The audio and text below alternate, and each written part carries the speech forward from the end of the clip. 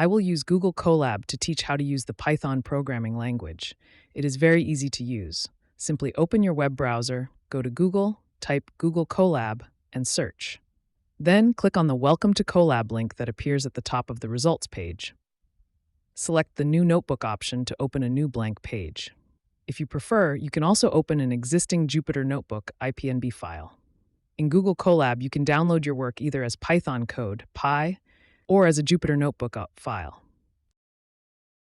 If you click on the plus code button at the top, it will add new cells below where you can write and run your code. If you click text at the top, it will add text cells below for your notes and explanations. You can delete a cell by clicking the trash bin icon.